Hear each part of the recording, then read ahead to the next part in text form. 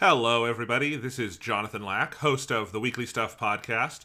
And before Sean Chapman and I started doing this show regularly in 2012, we actually had a different podcast called The Monthly 10, which was an extension of my blog at the Denver Post's Your Hub at the time. Now, this was way back when we were still in high school, and we're still very much learning the ropes of podcasting and, life. These episodes are not available online anymore, and as long as I am alive, most of them will not be. But there are a couple that connect to various topics we've covered over the years, like Doctor Who, or the Marvel Cinematic Universe. Ones we've even referenced a couple of times on the show, especially in Doctor Who conversations. And I am taking those episodes out of the vault, dusting them off, and presenting them here on our YouTube channel to fill out and complete some of our playlists. The audio quality isn't great. The people you're about to listen to are not experts about anything at all, but it might be worth some fun. You'll see. This is the Weekly Stuff from the Vault.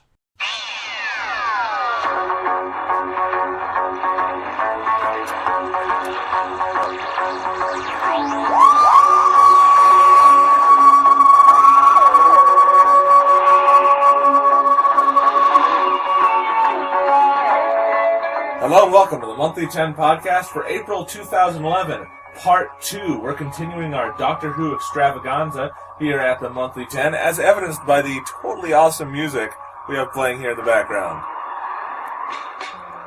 No, this is the Peter Howell theme for the 5th Doctor, and so it's kind of matching what we're doing here today with the second part talking through the 5th to the 8th Doctors. Yes, we had to make sure we open with, there are a few themes we could have picked from with all these Doctors.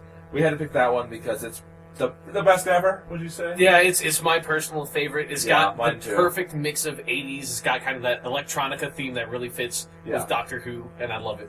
There's also an intensity to it. There's like that beat to it that just is so intense and awesome. Yeah. And it's transposed into a just slightly higher key, so it's really cool to hear it that way.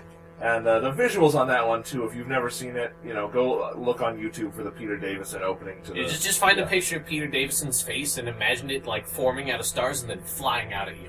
It's pretty cool. When it happens with Colin Baker, it's just creepy, though. Yeah. But we'll get to that soon. To remind viewers, or listeners in this case, Sean, what are we talking about this month? Well, if you've been paying attention, you'll notice that we've been talking about Doctor Who, and so that's what we're talking about. It's Doctor Who. Well, yes, but we're doing specifically a 3-part podcast extravaganza. Ah, yes, and this is the second of the 3 parts. Last week we did the first part of the 3 parts. Yep. And as in most stories with 3 acts, the second act is always the darkest. Indeed, this is where we get to the dark zone of Doctor Who. But we start off in a relatively happy place. But let's recap really quick what we did last time. Last part, if you haven't listened to part 1, we'd suggest starting there. Nice big 2.5-hour discussion for you. We're going through all 11 Doctors. Sean has picked, he's kind of the expert here, he's seen every episode. So he's picked his favorite story from each Doctor. We're talking about that. We're talking about the performer and the performances and sort of the general tone of the show at that point. Yeah, and we're also going to give a kind of a brief history of Doctor Who while we go along. Yep. So you can follow if you haven't seen a lot of Doctor Who yourself. Right. So if you're starting here and you want the complete history, obviously go back to part 1. You can subscribe to the Monthly 10 on iTunes, get all parts of the podcast. On part 1, we talked about the 1st, 2nd, 3rd, and 4th Doctors, up through Tom Baker's era of Doctor Who. And today we're going to be starting with the 5th Doctor. So before we waste any more time, let's get started with the 5th Doctor, Peter Davison.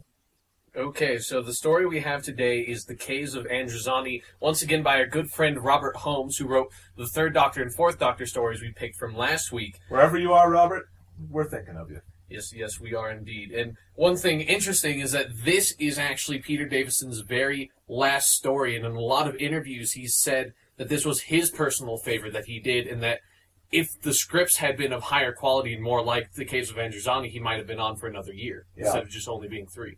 So, yeah, I mean, it's cool that Peter Davison got to go out on top. But we'll talk about that in a while. Why is it cool that a guy like Peter Davison gets to go out on top? It's because he's a great Doctor. Yeah, the Peter Davison is a really amazing Doctor. He's somewhat underrated by a lot of Whovians because he has a very different take on the Doctor. He's not as assertive and not as hands-on. He more kind of goads on his companions and uses them to solve problems instead of being at the forefront of everything himself. Which is definitely something, when you watch the revived series, that they borrowed for the Doctors. Yeah. That they do like to make sure their companions are active and can do things themselves, too. Yeah, So. the interesting thing to note is that Peter Davison is David Tennant's favorite Doctor, David Tennant being the 10th Doctor, and also the favorite Doctor of Stephen Moffat, who is now the head writer of the show. Yes. So Peter Davison has had a big impact, and, we said he's kind of underrated. I would say he's made somewhat of a resurgence because of the revived series. I think There's just because the a lot time of... crash short. Yeah, because he came back for one small 5-minute short on a charity special, Yeah. and so he's gotten more prominence because of that. Right. I mean, they talk about him so much. And kind of a fun fact, David Tennant, the 10th Doctor, is also engaged to Peter Davison's daughter, Georgina Moffat. Yeah, which is kind of weird that Peter Davison's actual last name is Moffat and not related to Stephen Moffat at all. It's just weird.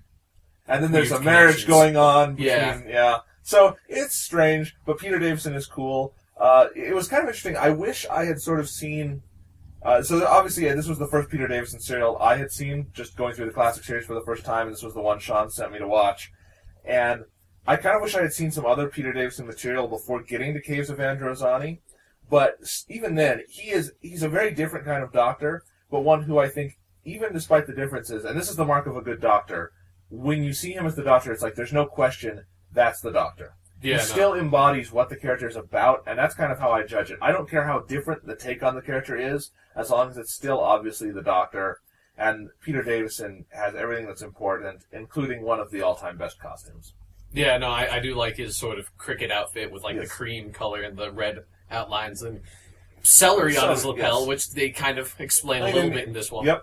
This is where we finally get the explanation for why he has a stock of celery, His decorative vegetable. which his explanation may be total bullshit. I don't know. I had the feeling the Doctor's probably Well, it's joking. scientifically accurate, but Okay. we'll get onto that later. Yes, so So- tell us what the Caves of Androzani is about.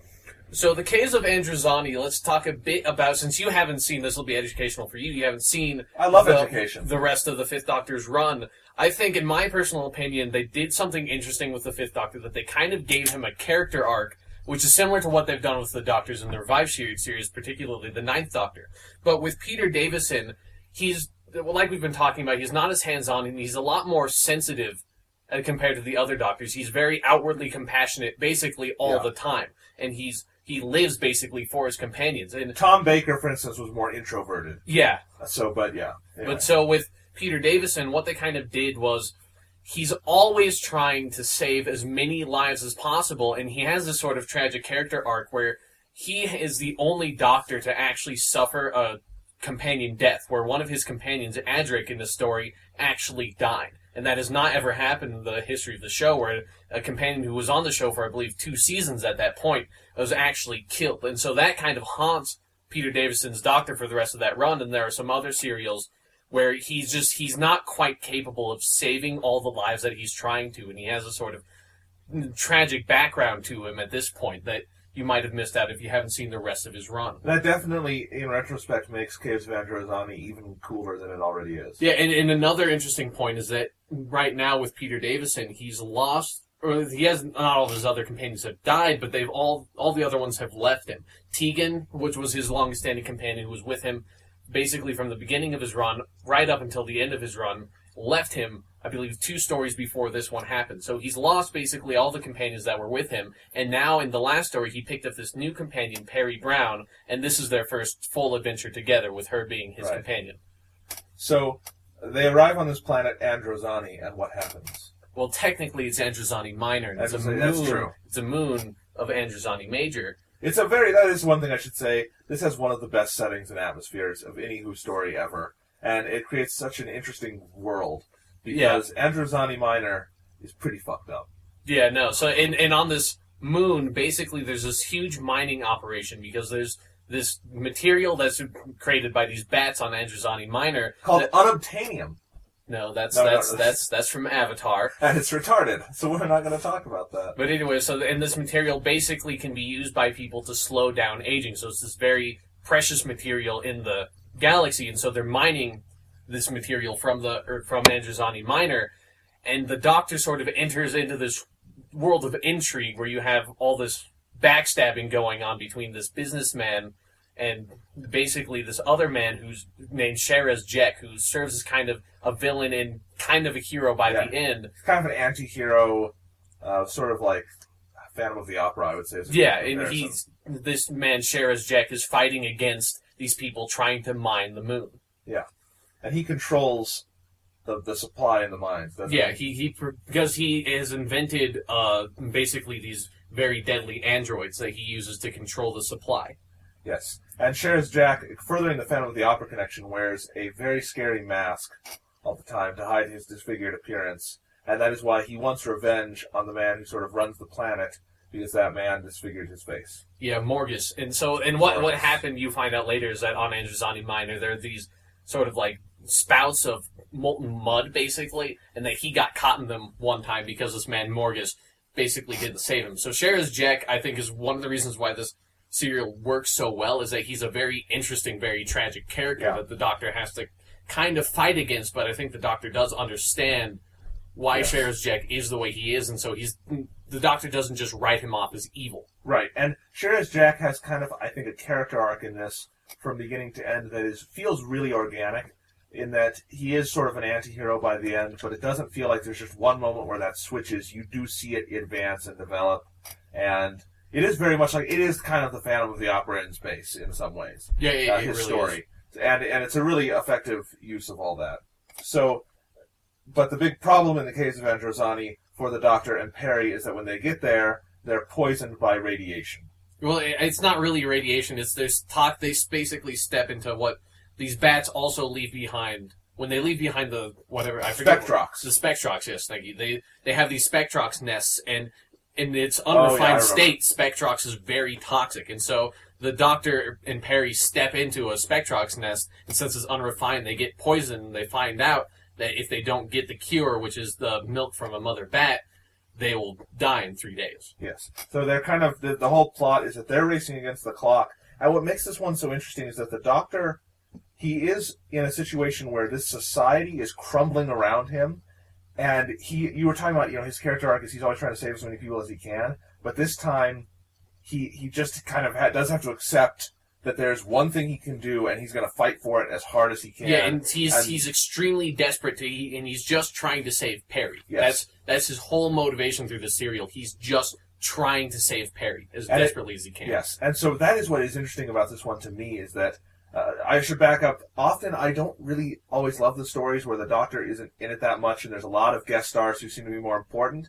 This is one of those, except I like this one because, for one, the guest stars are really cool, like Sherez Jek, and they have a really interesting story. And I shouldn't say the Doctor isn't in it much, but he is sometimes, in some episodes of the serial, he feels like kind of the supporting character to them until you get to some of the end. But that's exactly what's cool about it, is that you see this scenario that is in many ways hopeless, and he's been thrown into the middle of it. And so to watch the Doctor in this hopeless situation where he doesn't have control is very different, and that's what makes it probably one of the all-time great regeneration stories. Yeah, it's my personal favorite regeneration story, specifically.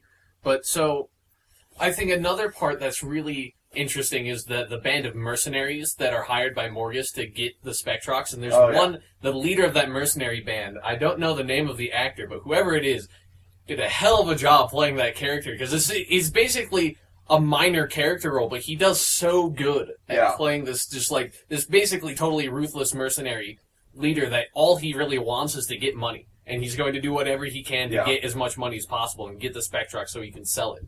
There are so many parties in this serial, and it's interesting to see how they all end up fighting and in some cases. Yeah, they're all like playing off of each other. Like, because Morgus hires the mercenaries at first to try to get some of the Spectrox, and all these factions of Sherez Jek, Morgus, and the mercenaries all playing off of each other, while Morgus is basically destroying the entire political structure, because he does assassinate the president of Androzani Major while all of this is happening, and like making plays for power there. So, like you're saying, it's this whole massive situation of intrigue that the Doctor's just thrown into, and he's just he's trying to do is save Perry. He's not trying to fix any of that because he knows he can't. And it's so different, but I feel like they pull it off well. Because that is, even today, there aren't many Doctor Who stories since or before that are like this, where he is his goal is different from the main thrust of what's going on in the situation he's in. And so it is fascinating. Now, should we talk about the ending and just give a little spoiler alert? If you have not seen it and you don't want any of it spoiled, skip ahead a few minutes. But let's talk about the ending to the Caves of Androzani. Well, first of all, I think first we need to address I think my favorite part of the entire episode, the cliffhanger at the end of the episode 3. Oh, that's great. Where basically Perry is still stuck on Androzani Minor in the custody of Sheraz Jek, and Peter Davison is being taken away by the mercenaries. And so basically he's locked up in the control room of a spaceship, of a spaceship leaving for Androzani Major, and the mercenary leader leaves for a little bit, and the Doctor escapes. And he basically takes control of the ship while he's basically hallucinating, and the effects of the toxin are really starting to affect him. And he takes control of this ship, and he just crashes it right into the moon of Androzani Minor. Yep. Just like with no regard for his own safety. All he's trying to do is save Perry, and that's what he says. Right. And I don't remember the exact line, but he has this great line at the end of the episode as he's crashing it, and it's just that no, I absolutely will not give up, because they're coming in, they're going to kill him if he doesn't stop crashing the ship, but he's going to do it no matter what. And then when they cut to the end credits at the end of episode 3, there's no way you could not immediately watch episode 4 when it's available. And I would imagine when that aired, people were throwing stuff at their screens, waiting for the next episode. Yeah, it's such a great scene where you really get to see who the Fifth Doctor is, where he flat out says that he knows he's probably going to die, but since Perry is in the situation where Perry's in danger, he's going to do whatever he can to get her out, no matter what. Right. And I think we'll probably address this when we talk about the next serial, but Perry, I wonder if you agree with me on this, Sean, probably is not the best companion in the universe. No, Perry is a very annoying companion. Yes, but in the context of this serial, it's important, I think, that this is a new companion and someone who we don't know much about at this point, and that the Doctor doesn't either, because that shows how good a person the Doctor is, that even though he doesn't know Perry that well, he hasn't traveled with her much, she's his responsibility, and he is going to die for her if that's what it takes. Yeah. And that's who the Doctor is. He can be a complete stranger, because at this point that's about who Perry is to him, and he is going to do whatever it takes to save her. And I feel like definitely when Russell T Davies sat down to write The End of Time for David Tennant, he took that same theme. Yeah. And it works just as well there. So, but we'll get to that one later. But definitely, what happens at the end of Androzani? Do you want to explain this? Well, so basically what happens is the Doctor manages to get the cure, the antidote from the mother back, and he gets the milk. And so basically all the shit's hitting the fan with everyone else. Sheraz Jek is killed, Morgus is killed, everyone in that situation is killed, except the Doctor. He gets the antidote, grabs Perry, carries her into the TARDIS, and basically collapses onto the floor and gives her all of the antidote, because he wants to make sure she lives. So there's none left for him. And so this is very much like a Shakespearean tragedy. Everybody is dead except one bystander who gets to live. Basically. And so the Doctor, the toxin's taking its effect, and the Doctor basically doesn't even know if he's going to regenerate, because he's never been in a situation quite like this, where for Time Lords, if they have toxins in their body and stuff like that, it can severely affect how regeneration happens. Regeneration is more for just general either aging, or for if they have like any actual physical damage, like being shot or being like stabbed. So that's when regeneration should be used. But when there's a toxin in the body, regeneration can go wrong. So it's important to note the Doctor's not just using regeneration as a get out of jail free card here. Yeah. He doesn't know if it's going to work or not. Right, and that's what makes that ending so powerful. But as he's starting to regenerate, or maybe not regenerate, maybe die, he sees flashes of all his former companions. Yeah, all of them flash up. And they start to, urge him on, regenerate, Doctor, regenerate. But then, and this is where things get really weird, is the Master Anthony appears. Ainley as the Master pops up and basically is saying, "No, Doctor, die. Yes. Die, Doctor, die." And it's really scary, and then he comes out on the other side, and it turns out he did regenerate. And here's where we reach the only thing I didn't like about the Caves of Androzani, and that's that Colin Baker appears in the last moments and just completely ruins the drama with...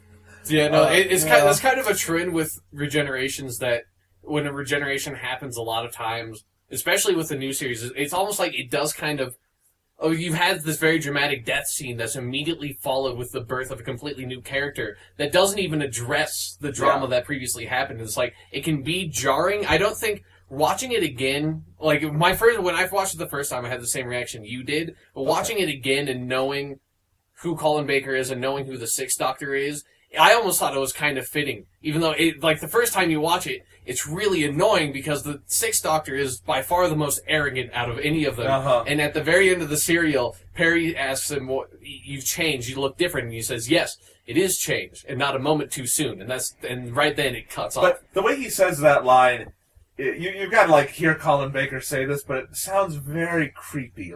And not a moment too soon. And then, he has this weird smile. And he looks into the camera, and then... Yeah. And then the serial's over. So, yeah, it does kind of just sudden... It's this very odd juxtaposition with the drama that's just been happening. Yeah.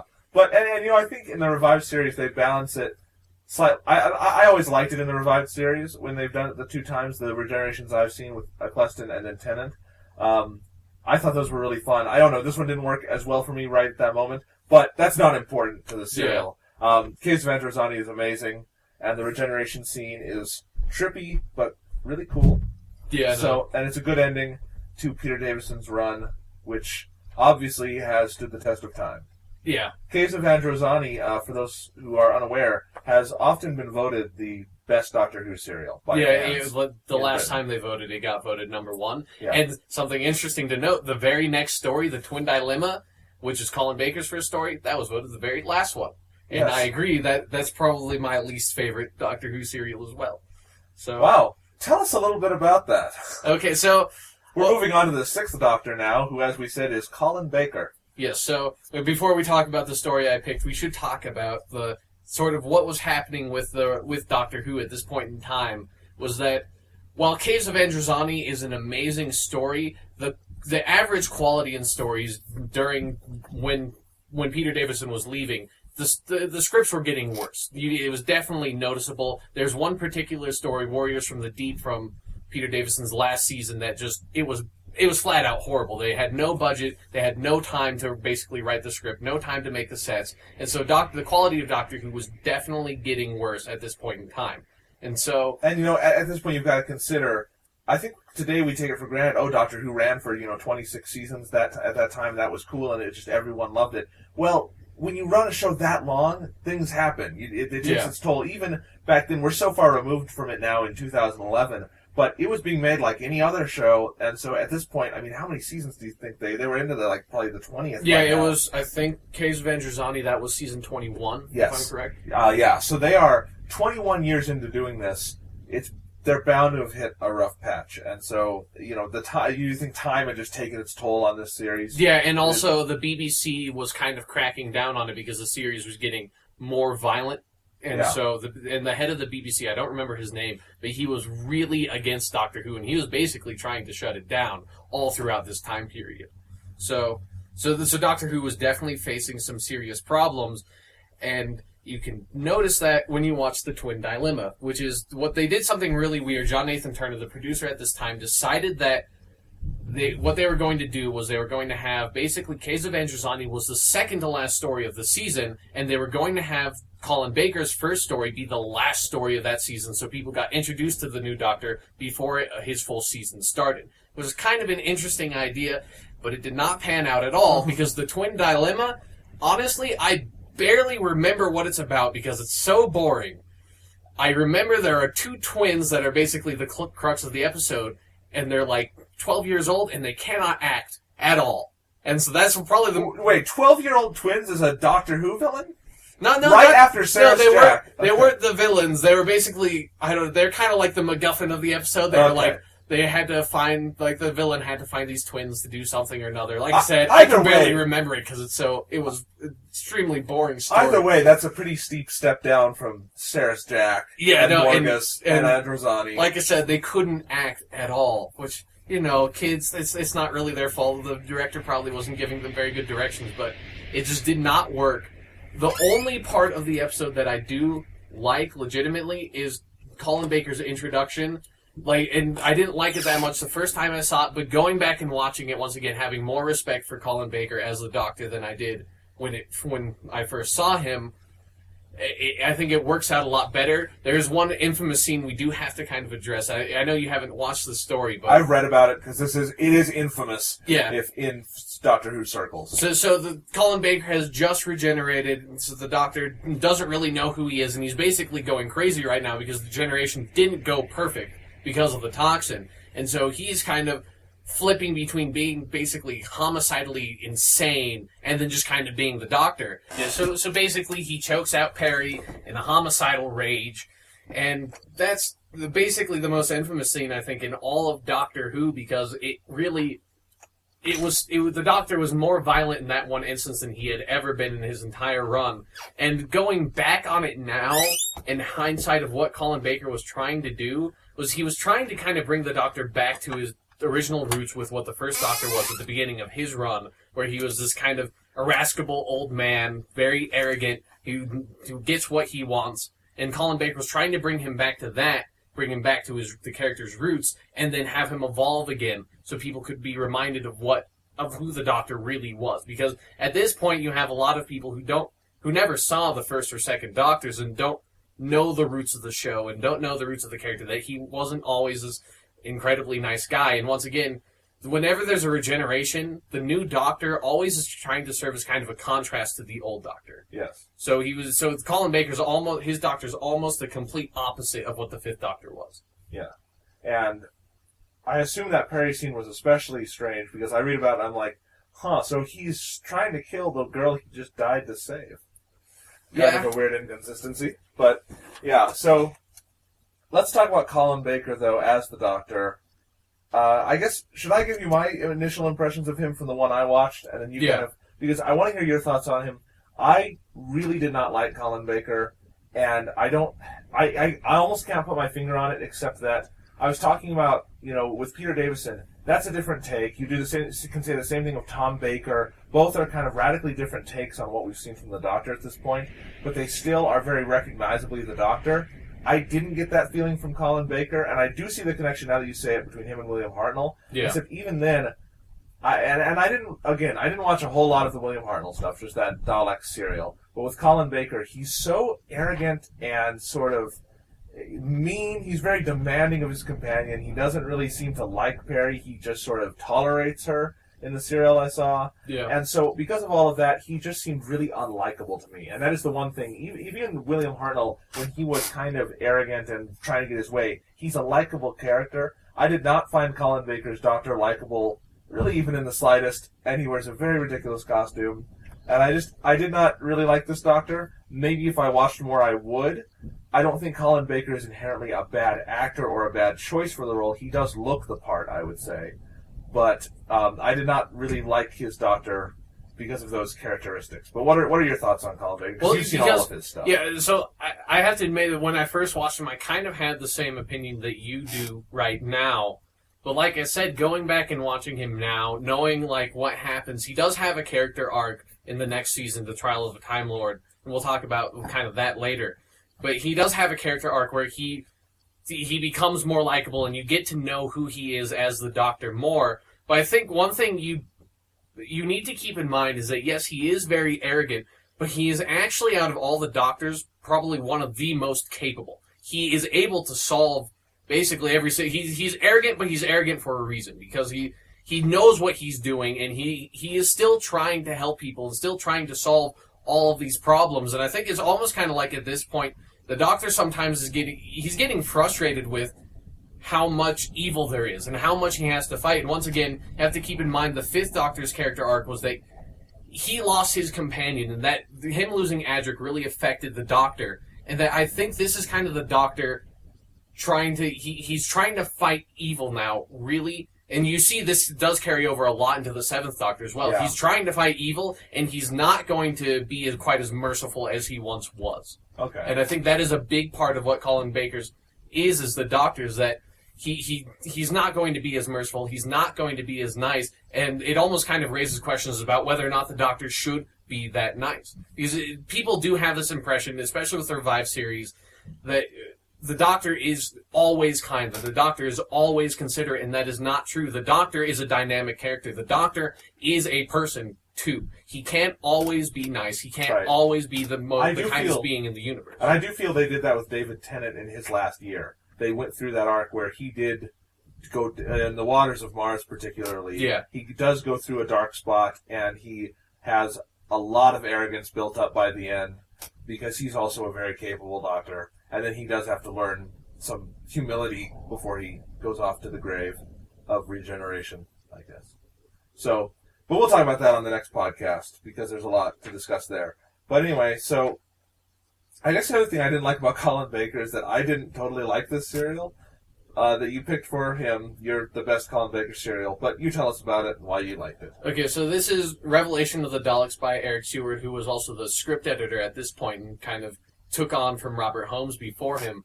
And I don't love this serial. I don't love any of the serials basically from Colin Baker's run because once again, it's not his fault at all. The writing was terrible at this point in time. Let's be honest, the writing just was not up to par. And Doctor Who was also struggling against the BBC. The BBC was basically working against the show. And so Bad conditions under which to write a fairly complicated show. yeah. And so it's once again, it's not a great serial, but I think it has a lot of great ideas, and in my opinion, just didn't execute on them quite as well as it could have. I do like the ideas. There are some cool setup and sort of the villain's plan is cool in this one. So there are some cool concepts on display. Yeah. So, and then one thing to point out, you did talk about his costume a little bit, saying that he has the most ridiculous costume of any of the Doctors. It's like a rainbow threw up on him and he started wearing it. Yeah, and last podcast, you might remember, I talked about John Pertwee, and I said I wondered if the Doctor would really dress himself that way. I loved John Pertwee's costume, but I always thought the Doctor dressed the way he does because it was inconspicuous. It would look good in all scenarios, and that mostly holds true for all of them. Even Peter Davison, he's got that stalk of celery, but otherwise, that's a fairly sort of common kind of attire that would look good in many situations. But I'm going to take back my complaints about John Pertwee. I'm not even going to complain about Peter Davison's stalk of celery because none of that compares to Colin Baker's costume. He would look out of place no matter where he is, no matter when he is, except maybe on the planet of rainbow people. Yeah, no. But one thing interesting to point out is that Eric Seward, the writer, agreed with you, and so he wrote in at the beginning of the episode that on the planet Necros that they land on, that when at a time of grieving they wear blue, and so the Doctor puts on a dark blue cloak, and he has that on for the majority of the serial. And so you do see it in part 2, though, the costume. Yeah, no. So he tries to kind of write a way around that costume, and I like the look with the cloak on. I think it looks a lot better. It does when it's not just like you don't see the whole thing. It's not just like all those colors assaulting your eyes at the exact same time. There's a great picture of Colin Baker in the costume on his Wikipedia page, The Sixth Doctor. Go look it up. You will have a very fun laugh. Because is that the picture where he has like the umbrella and he's kind of like he's twirling around? It looks like he's like a clown or something. And I love that picture because that looks like like how he's acting. That Doctor never, ever would act like that. That shot must be from before he actually played the Doctor. Or could it have been him goofing around on set, and that somehow became like a profile pic? Yeah, no, I have no idea where that picture came from because it doesn't he's in the costume, but he doesn't look like the Doctor at all to me. No. At least that Doctor. Anyway, so what's Revelation of the Daleks about? So basically, Revelation of the Daleks is about our old friend Davros, who basically, since the genesis of the Dalek story during the Fourth Doctor's run, he's in all of the Dalek stories, and you should remember the Daleks from our talking about them in the First Doctor story from last podcast. Exterminate! Yes, precisely. And so, right now, Davros, he has this whole master plan where he's going to basically create a new side race of Daleks that are loyal to him, because what's happening with the Daleks at this point in time, they had this whole war with this race of androids called the Movellans and stuff like that. It's very complicated, but basically, the Daleks don't look at Davros as their leader anymore. Instead, they have the Supreme Dalek or the Emperor of the Daleks. It kind of changes between those two names a lot. So there are these two different factions of Daleks, the Skaro Daleks or the Imperial Daleks, and Davros's Daleks. And Davros is trying to create this race of Daleks to serve him, so he can try to take over the universe and do what Davros does best. that kind of becomes somewhat clear throughout the whole serial, though I will say this is the most confusing Doctor Who I ever watched. Yeah, no, it makes no friggin' sense, most of it. Yeah, no, this like I said, it's good ideas, but it feels it's so convoluted that, like I said, it's just not executed as well as it could have been. And I feel like there's a lot of unnecessary, like there are many good ideas, but they don't seem like they all belong in the same story. Especially some of the stuff with there's this annoying DJ host who's talking to people who are in cryogenic freezing. Yeah. Am I correct on that? Yeah. Yeah, I just want to check if I got the plot. And I don't know, I guess that does tie into Davros and his plan, but I don't know, that link never totally becomes clear. Basically what Davros has taken up, basically almost nobody knows that Davros is Davros. Like, the universe knows who Davros is yet, but they don't realize that that's who this guy is, and he's calling himself the Great Healer, and he's taken root up on this planet called Necros as basically a grave planet. They build graves, they bury people, but then they also have this large cryogenic freezing facility, and he's using that facility. There's this weird Soylent Green subplot that they don't address a lot, but it's there, where he's actually harvesting some of those people as a food substitute, and he's actually kind of solving universal hunger in that way. But he's using that to get money and funds, and he's also using human genetic material to make his new Daleks. So he's using this massive store of humanity in cryogenic freezing to further his own designs. And so like you were saying, the DJ guy is basically, I guess, trying to entertain the people in cryogenic freezing. I don't know if cryogenically frozen people need entertainment, or if he would count as entertainment, which I think it would just be annoying. There's this DJ who is really, really annoying, and I just have in my notes, Sean, it's all in caps, and it just says, fuck that annoying radio guy, and then a bunch of exclamation points. Yeah, no, it's like, if he wasn't in the serial, I think the serial would be probably 2 times better. Yeah, it's like, every time he pops up, he completely ruins the drama of what's been happening. And here's the mistake. They pair Perry with him for the majority of episode 2. And we didn't talk about this when we were talking about Peter Davison, but with Perry, did you notice how annoying her fake American accent is? Yeah. Because it got on my nerves every time Perry pops up. I didn't know it was a fake American accent. I saw something's weird about her voice, and so I looked it up, and then I was like, oh, that's why. She's a British person playing an American who's now traveling with a British person, and the accent is just all around fake. Yeah, no, and it's a really bad American accent. This is not Hugh Laurie from House kind of accent. Yeah, no, I noticed this now when I was rewatching it. There are quite a few times when she does kind of break her accent, and she for a few syllables will revert back to her natural accent. It's just, and every time she's trying to talk in her American accent, it's really high pitched and squeaky, and it gets on your nerves. Can I try to summarize who Perry is? Because we haven't really told the audience who Perry is yet. Sure. In your opinion. Here's how I would compare Perry. On Star Trek: The Next Generation, there's a character named Deanna Troi. Now, she's kind of an annoying character. She's there because she's in Deanna Troi on the bridge is in a very tight, basically one-piece jumpsuit that is different than all the other officers' uniforms, and is obviously she's only in that costume to heighten her sex appeal and show off her admittedly enormous cleavage. But she doesn't really do anything to the story. She's very annoying. She's apparently psychic or something, but her psychic powers are laughably bad, and she doesn't contribute a whole lot. But she's kind of lovable in that way. Perry is the same way. She's there for sex appeal. Her costume definitely clearly highlights that sex appeal in the same way Deanna Troi's costume does it. And while I assume the Doctor is traveling with her because she must have some sort of ability that appeals to him as a time traveler, she doesn't really seem to do anything important and is in fact laughably incompetent. Well, did you know that she's a college student studying to be a botanist? No fucking way. Yeah, no, that's Perry's backstory. She's a college student studying to be a botanist. Well, at least as a botanist, she'd probably want to get on anyone's nerves because no one will care. Yeah, no, I agree. Perry's probably one of the most annoying companions there are, and so it doesn't really work well when the scripts are also failing. That then you try to write one of the most annoying companions in the history of the show. And then you pair her up with the DJ, who is one of the most annoying characters in the history of the show. Yeah, no, the DJ is just really, really obnoxious. So, That's Perry. Yeah. But she's not important to this serial anyway. She doesn't really do anything.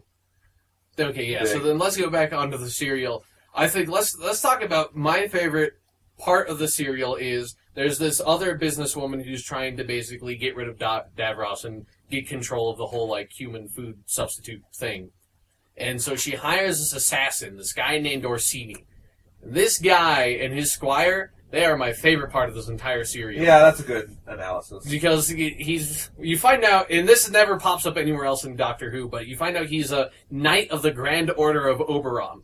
And basically, Orsini and his squire are these like old retired, basically war veterans. And so when he finds out that Davros is Davros, he decides he's going to take this assassination contract, basically pro bono. Just going to go and take this guy out because Davros is infamous across the entire universe and go out in a blaze of glory.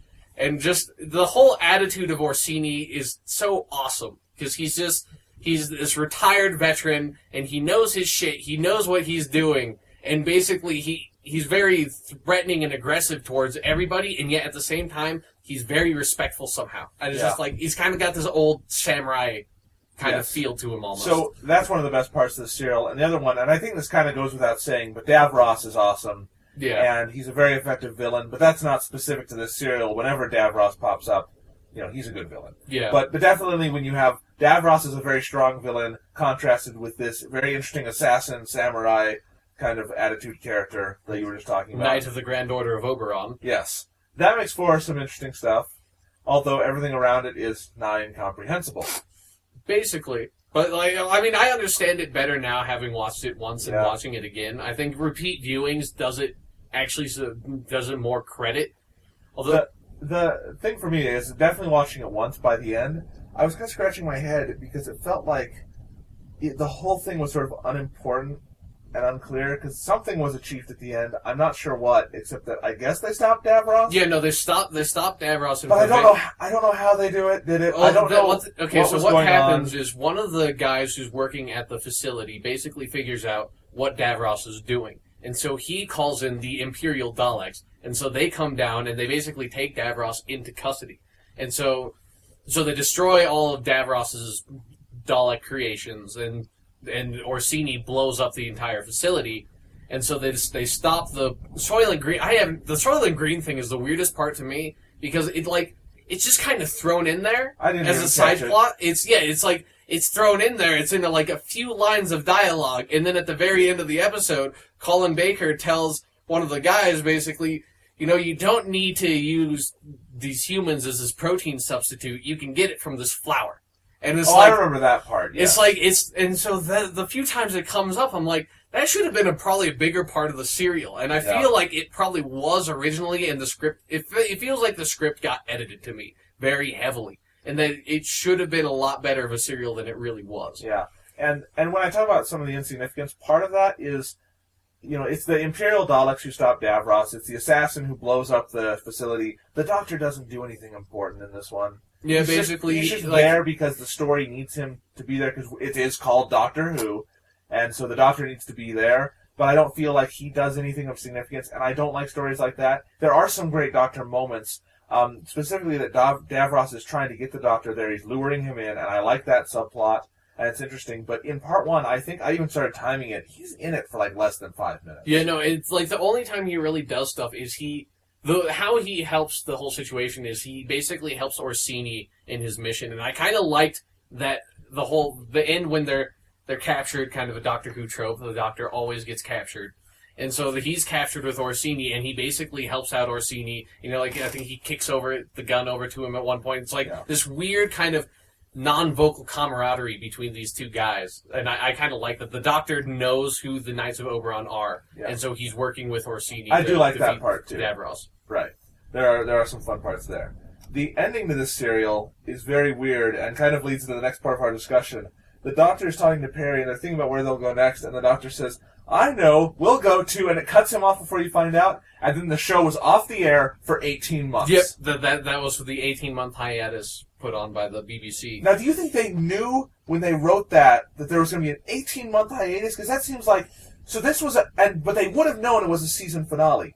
But that seems like the weirdest cliffhanger to go out on is just the cliffhanger of where are they going to go next? That's not a cliffhanger. That's, you cut him off mid-sentence and called it good. And you don't even really find out what he was going to say, and I don't know if you were ever, like, even meant to, if that was really the point, but I agree, it's just kind of like... so abrupt. It's like, I don't know why Eric Stewart decided to end it that way. Well, but tell us about the 18-month hiatus. So basically, Doctor Who got put on hiatus by the BBC because, once again, the head of the BBC was deciding to shut down the show and at this point, the show did get noticeably more violent than it was in the past. But I don't think it was unreasonably violent, because you have to keep in mind, all television at this point was starting to go into that trend where television was getting more violent. Yeah, this is the 80s, so I mean, over here in America, I think we had stuff like NYPD Blue that was starting to get notoriety for some of the violence. I think that was a little bit later than when this would have been. But I mean... But you still got... This sort of time zone of television. Yeah, this is definitely... Television was getting more violent than it had in the past, and Doctor Who was kind of following that and getting darker. And so, during this 18-month hiatus, there's this whole, like, movement even to bring Doctor Who back, and if you can find it on YouTube, I don't know if you want to listen to it, but there's this really horrible song that's kind of like the kind of like We Are the World type thing, where it's called Doctor in Distress. Really? Yeah, and they've got, like, a whole bunch of celebrities that come on to sing about it to bring Doctor Who back. It's like Anthony Ainley, the Master at the time, was on it, Colin Baker was on it, Nicholas Courtney, the Brigadier, was in the video, and it's like they're all singing lines from this really horrible 80s I am watching song. that the moment we're done with this podcast. That sounds awesome. It's not as awesome as it sounds. It's a really awful song. But so, eventually, the show was brought back in a whole season arc they decided they would create, called The Trial of a Time Lord, that we talked about a little bit before, and a little bit in the last podcast, I think. And that this was the first time they had, for an entire season, really incorporated a whole storyline. They did it a little bit in the past, but this was the first time it was really focused on one storyline, was kind of carrying across the entire season, which is similar to what they're doing now with the Revived series. And so, basically, Eric Stewart, with Robert Holmes, because Robert Holmes wasn't a main writer for the show anymore, but he was Eric Stewart was basically the protege of Robert Holmes. And so together they sat down, they decided they're going to create this sort of metaphor in Trial of a Time Lord for Doctor Who, the show, being put on trial in reality. And so so all the episodes in Trial of a Time Lord deal with violence and where violence is acceptable and stuff like that. And it is a very... I kind of would have picked it, only it's a little too long to be like my favorite serial, and it's really composed of 4 different stories put into this whole framework of there being a trial. Oh, but if you want to find the episodes, they are often... I think the only way you can buy them is in a box set. The DVD, they're boxed together. So. The DVD box set, I don't own it, but I have it on good authority that it's a very good box set with a lot of interesting extras talking about the history of what was happening with Doctor Who at this time. And there's this whole really sad story about how Robert Holmes passed away at this point in time, and John Nathan Turner was the producer that took over Doctor Who at the beginning of the 5th Doctor's run, and he basically... There's this whole... I don't know that much about John Nathan Turner. It's like, I've never met the man, but this story just makes my skin crawl, that every time I hear this or read something about it, it's like Robert Holmes and Eric Stewart both wrote basically the plot outline, but Robert Holmes passed away before any of the actual footage was shot or anything like that, and John Nathan Turner decided that he wanted to change the ending of the whole serial, like the ending that Robert Holmes and Eric Stewart together plotted out. And so Eric Stewart basically refused to change the ending because Robert Holmes, once again, was basically his idol. And Robert Holmes had a bigger impact on Doctor Who from a writing standpoint than anyone. Yeah, no, some like we've picked out of basically he did write, I believe, one story for the 6th Doctor, but it wasn't very good and it's clearly edited heavily. And so for all the eras that he really wrote Doctor Who for, we picked one of his stories to be the best Doctor story. Yes. So basically, Eric Stewart quit after John Nathan Turner told him to try to change the ending, so he went off the show as well. So there's this whole... Did the ending get changed? Yeah, the ending did get changed, and it's like Trial of a Time Lord's okay. It's like it gets really good in some spots, and then it kind of nosedives and gets bad in other spots. So it's a very inconsistent one, but if you're a Doctor Who fan, you have to watch it because it's very important to the history of the show. Yeah. So it's one of those instances in it where there was probably a really strong vision there, and it got messed with, and now we're left with kind of a shell of what it could have been. Yeah. But after the Trial of a Time Lord, was that Colin Baker's last season? That was Colin Baker's last season. He was actually, interestingly enough, he was signed on to be on the show for 3 years, but he didn't really, because in the end, they counted that hiatus as basically 1 year of him being on the show. So he filled out his contract without really filling out his contract. Okay. So after this season, and he didn't even come back for his regeneration episode. No, he didn't, because we're moving on. We're going to talk about the 7th Doctor, Sylvester McCoy. Woo! So what was happening with Doctor Who, like we were talking about, the show was kind of falling apart at the seams right now, with the BBC was basically trying to destroy it. And so Colin Baker was blamed a lot, and it's not his fault. A lot of Doctor Who fans think it is, but it's not Colin Baker's fault at all. And I should say that, I should clear up, when I said I didn't like Colin Baker's Doctor, that was more of the writing than his performance, and sometimes those two are entwined. You can't necessarily separate it, but I could tell, I think Colin Baker he's got the look and the voice and everything that could make a great Doctor, and there are things that were undermining him out of his control. Yeah, so it's not Colin Baker's fault at all. Like, in my opinion, Colin Baker is a great Doctor, now going back and knowing the show and knowing who he is as a Doctor. I really like Colin Baker as the Doctor. It's just the show was falling apart at the seams, and it's not his fault, but the BBC did basically blame him. And so they decided that they're going to have a new Doctor, and so, like we were talking about, even though he hadn't really filled out his contract, they counted the 18-month hiatus as a year, and so they kicked him off the show, basically. He's kind of the only Doctor ever who's been fired. Yeah, pretty much. And so they asked him to come back to do a regeneration scene, but he, understandably enough, he didn't want to do that. So, how they did do it was they had Sylvester McCoy put on a blonde wig, which didn't work out pretty well. That's probably the most disappointing regeneration in the entire history of the show. Kind of what happens, the Doctor bangs his head on the TARDIS console, and he regenerates. It's a little more dramatic than that, but that's the gist of the scene at the beginning of the next episode, Time of the Ronnie. Okay. Well, before we move on, I don't want to interrupt the podcast to say this, but we are recording this in our basement, and there's a lot of wind, and I'm catching spikes on Audacity. You might be hearing that wind on the podcast, and there's nothing I can do about that, sadly. But just so you know, we live in a very windy area, and it's very loud outside right now, so we apologize for any audio quality problems that are sadly out of our control. I think we should have tried to play that off as we're traveling through the time vortex right now. We're experiencing a few time eddies, but it's okay. We're fine. It's all under control. Yes. Sorry, where we are recording from the main console room of the TARDIS. Yeah. You might hear a little bit of humming in the background. That's the console.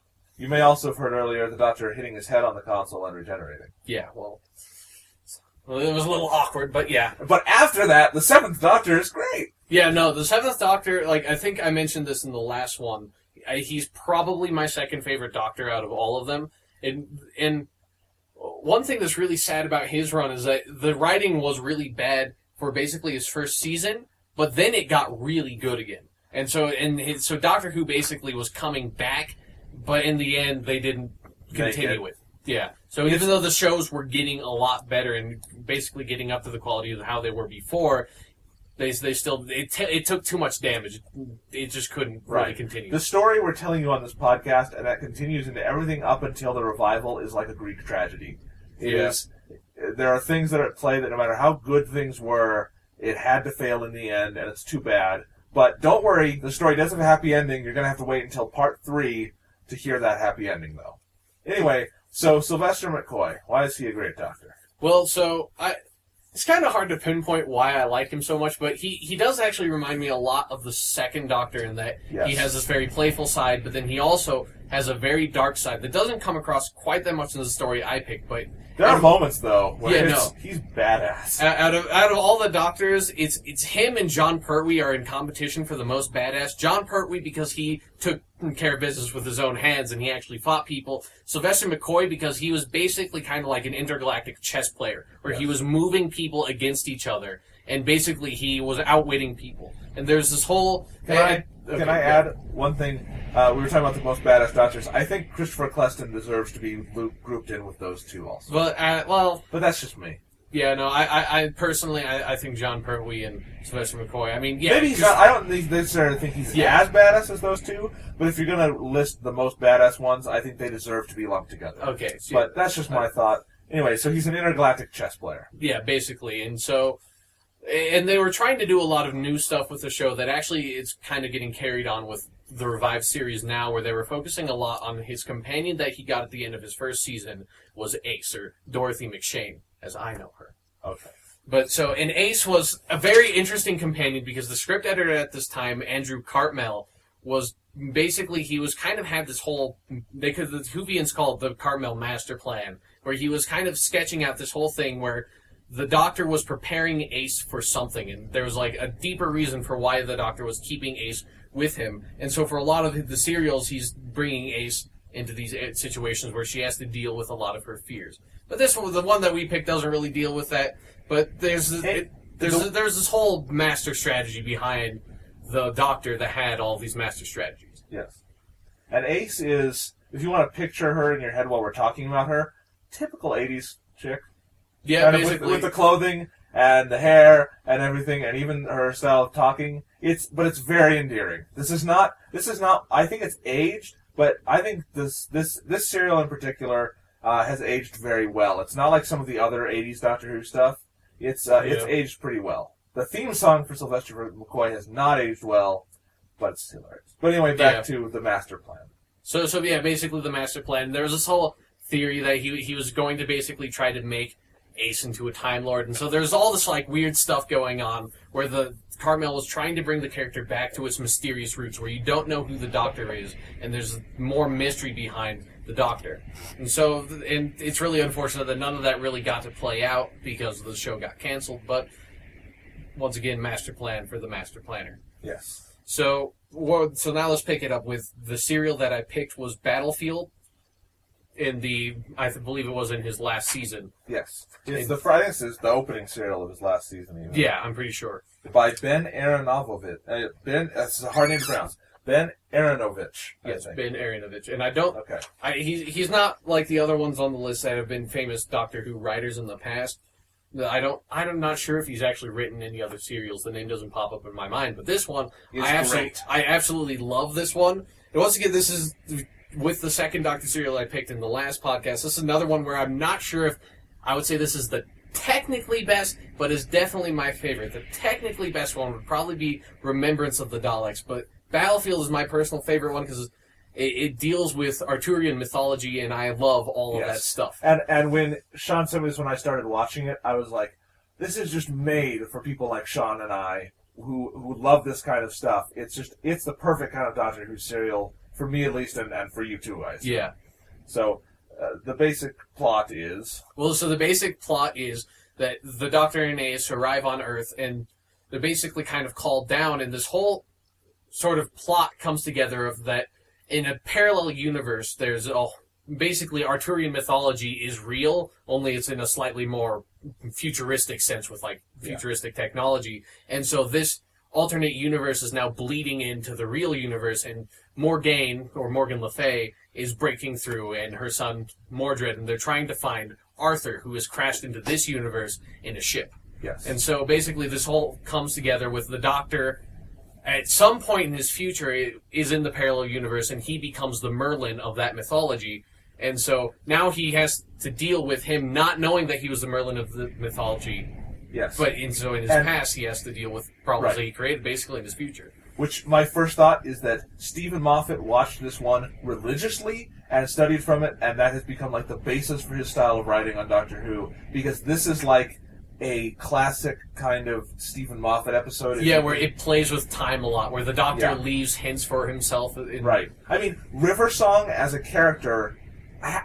she has to be directly inspired by this serial. That's my only thought. Well, there is one line in Pandorica Opens where she says where River Song says, I hate wizards and fairy tales because it always turns out to be him, and I'm pretty sure that's directly referencing this serial. But the idea of that, we always think of the Doctor, because he travels through time and space, that he is, all encompassing of all of time, but he has a future too. He does move linearly in his own life. Even if his life moves throughout time and space, he still has a future and a past. And so for him to be dealing with a future he hasn't reached yet is cool. And I hope that at one point, someday, someone follows up on this serial in the revived series. Some writer does, like, the sequel to this where we see the Doctor fulfill this and become Merlin. because they even mentioned that it was him with a different face. Yeah, no. So the continuity could work perfectly if they would do it. Yeah, no, I would definitely love to see a sequel to this one. But then also another interesting point about this serial is that it is the final appearance in the main show of Brigadier Sir Gordon Allensor Lethbridge Stewart. And that is probably my favorite part of this serial, because all the other stuff is great, but to see him one last time, and to see that, what's the name of the actor? Nicholas Courtney. That he has not lost it one bit to still play this character, even though he's aged a lot at this point. It's just so cool, and that the rapport between Sylvester McCoy and Nicholas Courtney is wonderful. Yeah. Like, they have one of the, just really great chemistry together, and even though this is their first time meeting, and it's cool, and I think it seems like the serial was made knowing that this was probably the last time we would see the Brigadier. Because I imagine that the show was about to get canceled. There were probably signs that was going to happen. And so, Nicholas Courtney was getting old even at this point. So I think it was cool that even though that the master plan that the script editor had at the time didn't pan out, that they did get to finish off the story of the Doctor's most significant companion. Yeah, and that it is a nice farewell to him, because at this point in time, the Brigadier has settled down, basically, and he's retired, and he keeps on saying this throughout the entire serial, that he's retired. He just shouldn't have to do any of this stuff. Yeah. But he still does get mixed in with the Doctor. He's kind of like Danny Glover in Lethal Weapon. He's too old for this shit. But, he keeps, the Army keeps calling him, trying to get him to come help them with this problem with these people from a parallel universe. Yeah. And he doesn't respond until he hears the Doctor's name, and then he immediately gets a helicopter and comes to find the Doctor. And there are a bunch of great moments with the two of them. And it's really cool. It's a cool story all around. And it gets really complicated near the end, but it's very clear. Like, it's got a lot of clarity to the story, and I love it.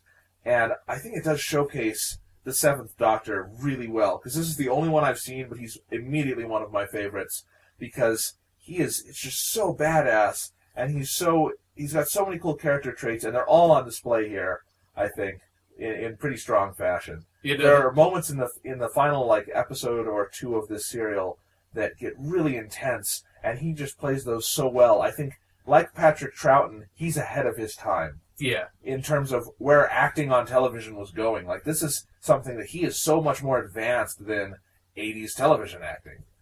And just as Patrick Troughton was so much more advanced than 60s television acting. Yeah, no, I definitely agree with you on that point. But, once again, he's my second favorite Doctor, and that there's just something so lovable about him, but then when he gets serious, he is so serious. There's the scene in the last episode where Morgan Le Fay is going to basically set off a nuclear weapon, and he stops her, and this is the thing I love about this Doctor, is that he's able to talk people into basically doing anything. This was my favorite scene. Scene. He talks Morgan Le Fay out of basically destroying the entire world, and she has no reason not to, really. Right. But he uses her belief of honor and convinces her not to do it, and this is the Doctor's... And Sylvester McCoy is just very good at giving these speeches. Yes, and I think this is also a speech that anyone who's interested about, nuclear arms and stuff should listen to, because it's definitely a reaction to what was going on in the world at the time, I'm sure. Yeah, with the Cold War. You're right, and which was actually about to wind down, but still, obviously, in the minds of everyone in the world. And it's one of the greatest speeches I've ever heard about nuclear weapons, I think, and why they are a plague on this planet. Yeah. And Sylvester McCoy's delivery is great. And this is going to be a rough transition into this topic, but he does it while wearing a really awesome costume. Let's talk about his costume, because we haven't talked about it yet. Okay, yeah, so he has, he probably has the most casual outfit out of all the Doctors, where he has, Well, the Ninth Doctor wears just a leather jacket. Okay, so. well, out of all the classic Doctors. Right. So he basically has this... The only part of the costume that I don't like, and this is John Nathan Turner did this with basically all the Doctors with his run, is that he decided...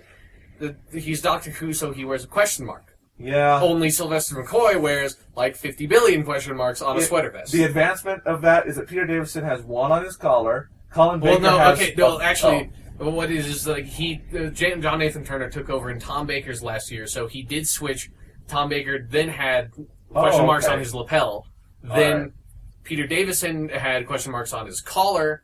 Colin Baker also had question marks on his A few collar. more, so there's more and more. It's like, and then Sylvester McCoy, all of a sudden, Sylvester McCoy's wearing a sweater vest, and it's like covered in question marks. It's just basically that's the entire design of the thing. But the thing about it is, though, because it's a sweater vest and he wears a jacket over it. He wears a dark burgundy jacket. Right. You don't really see it, and the costume as a whole is definitely one of my favorites. It looks really good. And it's a cool hat. And he has the only question mark that I thought was tactful and appropriate is he has an umbrella that has a question mark handle, and it's very subtle. It's like, and it's it looks practical. It's just a handle, but it has the general shape of a question mark. It's like, why do you need the question marks on the sweater vest? He's got a question mark handle on his umbrella, and that works well. Yeah, and he uses that umbrella. It's just another extension of his costume that is really cool to see him use this thing. And it actually, he reminds me because of that a little bit of Willy Wonka, Gene Wilder's Willy Wonka. Yeah, I can see that. This fantastic, mystery man with an interesting costume, and he's got an umbrella that he walks around with a question mark that's bright red,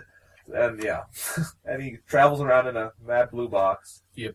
So, but Sylvester McCoy is pretty great. There's not much more to say about this serial, except that I don't want to spoil any of it. It's a really cool one. I really highly recommend it. The DVD, cool enough, has the serial as it was originally presented in 4 parts, or an extended version of it where it's actually edited together to be a movie, basically. Yeah. And that's really cool to see. I wish they did that with serials more. Yeah, I know. I wish they did that too, because it's nice to see Doctor Who in the original format it was presented, but it would be nice if they could kind of just cut out the end credits and the beginning credits of the next episode and just kind of put it together. Because the serials were clearly produced as one entity, and they were I often would assume the cliffhangers were decided in the editing room, not in the writing. Yeah, for a lot of them, it's pretty obvious that that's what happened. Right. So seeing it as one thing, it's very natural. I never was able to tell where the breaks in the episodes would have been.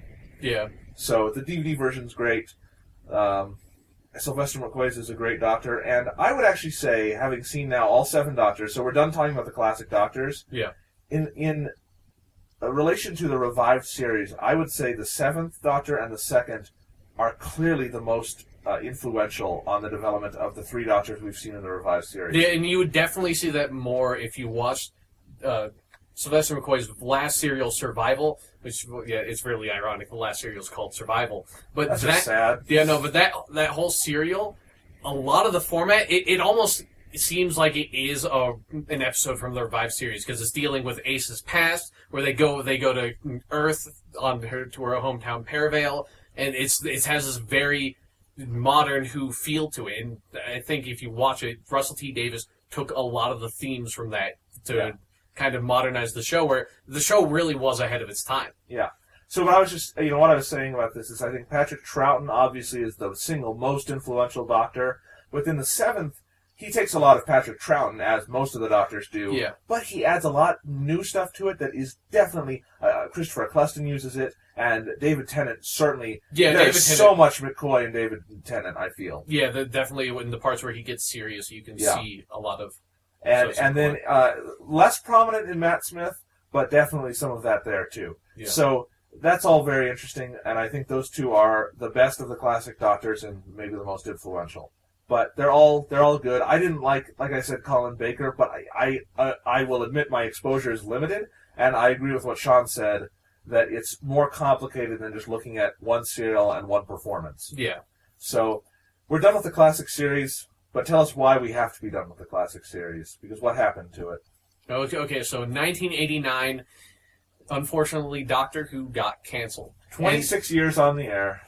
And so, and the worst part about it, they didn't even know they were going to get canceled, because the show was actually doing better than it had been.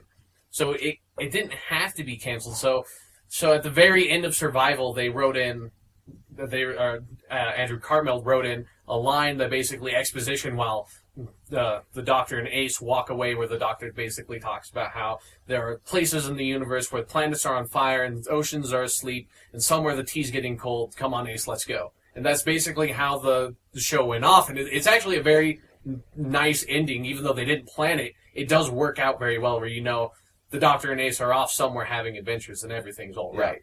I mean, whenever Doctor Who comes to an end for good, that's the kind of ending you want to have, where the Doctor's still out there having adventures and having fun. Yep. So Doctor Who had been canceled, 1989. historically, Sean, what did the future of the show look like at this point? Were there any indications that it was ever going to come back, do you think? I think, there were still big movements to bring Doctor Who back, but what happened after that was Doctor Who got thrust into the hands of the fans, really. And what happened was, because Doctor Who has such a massive cult following, that even though Doctor Who, the TV show, got canceled, Doctor Who did not stop in the slightest. In fact, more stories were made in this hiatus period than anywhere else in Doctor Who history. If you take all the TV stories and all just like the stories that were written and produced just by fans, like basically short stories or some audio dramas in between this period of 1989 and 1996 that we'll talk about, there's more stories there than the rest of the history of Doctor Who. So what kind of stories were there, and how were they presented? So basically what people did was they started writing a lot of books. I believe the publishing company was Virgin Adventures, and they wrote a lot of books starring the Seventh Doctor and Ace. I haven't read any of them, but some of them have been the basis for new Doctor Who episodes, and actually Doctor Who became a lot more mature in that time frame, where it dealt with issues like sex, actually, and a lot more issues like violence, because you didn't have the constraints of television. And then also a company called Big Finish Audio Productions started making audio adventures. And I've listened to quite a few of them, I believe 50 at this point, and they're holy crap, they're very, very well produced, and they became more consistently produced after the Eighth Doctor came on, that we'll talk about. And so the fandom took a hold of Doctor Who and started writing short stories, where Stephen Moffat and Russell T Davies both started writing short stories for Doctor Who during this period of time, and that's where they got their start in Doctor Who. Yes. And so Doctor Who, though, was off the air, it was not dead in the slightest. But there was something that came along that did its goddamn best to kill it, and we're about to talk about that. Okay, so with the TV movie, what was kind of happening is that the people behind Doctor Who, they were trying to bring the show back, but they couldn't get it anywhere in Britain. So they turned across the pond and looked over to America. Which is kind of like making a deal with the devil, and people should learn this by now. Don't sell your property to America. We will fuck it up. Yeah, no, especially royally. Especially such a British show like Doctor. It would be like trying to have like Monty Python's Flying Circus produced in America. It's just like you can't do that, and no studio would pick it up except for Fox. So Fox decided, okay, we'll give it a try. What we're going to do is we're going to do one TV movie, a 90-minute movie, as basically a backdoor pilot, and if it works and it does well, then we'll make a whole series out of it. Ironic that this was Fox, who would later go on to be known as the killer of every sci-fi show they've ever started. Yep, so I guess they decided to start with one of the biggest ones. Yep, and they killed it too. Anyway, so this TV movie came out in 1996 on the channel, produced in Canada, actually, but set in America. And a lot of the people behind the Doctor Who stuff that the fans had been made were involved with the making of this movie. And in my opinion, and we'll talk about this, I think you might have a little different of opinion about this, but in my opinion, the only thing they did right was casting Paul McGann as the Doctor. Because I do really like him as the Doctor. I'm a bit more exposed to some of the other like spin-off stuff he's done, but let's talk about Paul McGann as the Doctor. In this case, this is the first time on this podcast so far where I can legitimately say we can make a judgment about this, because I have seen all of... We're only talking about the televised stuff really on this podcast, and this is his only thing. So obviously we didn't choose this as his best thing. This was his only thing as the Eighth Doctor. But so I can say I've seen his entire run because it's one movie, and I didn't really like Paul McGann. I should say that, so it's kind of the plot of the movie is that Sylvester McCoy is in the beginning. Yeah. And we'll get into this when we talk about the movie, but he regenerates into Paul McGann, the Eighth Doctor. And Paul McGann, it's hard to just know where to start with this one, except that I feel of all the Doctors, I just don't see any of the Doctor in Paul McGann. Not even a little bit. Like, I feel like it feels like someone doing an impersonation of the Doctor rather than actually trying to play the character. And a lot of that I know is that this was an American-produced movie set in America, all of this. He was certainly told to tone down his accent because his accent is almost non-existent, and I'm sure, maybe I'm being stereotypical about British people, but, you know, accents are accents. You can't really hear it in the movie. Yeah, it is definitely, because I've heard other stuff from him And it's definitely, he definitely has a more British accent. It's definitely more noticeable in this stuff. Even that's one of those things where I associate that with the Doctor, and they were toning it down, and the character as he's written in this one is very American, with sort of those sensibilities of American television, and I don't think it works for the character and his performance itself. And some of this, I don't really want to blame this on Paul McGann. It is the writing in the movie, but he feels like he's just not a proactive Doctor. He's not a Doctor who seems particularly even intelligent to me.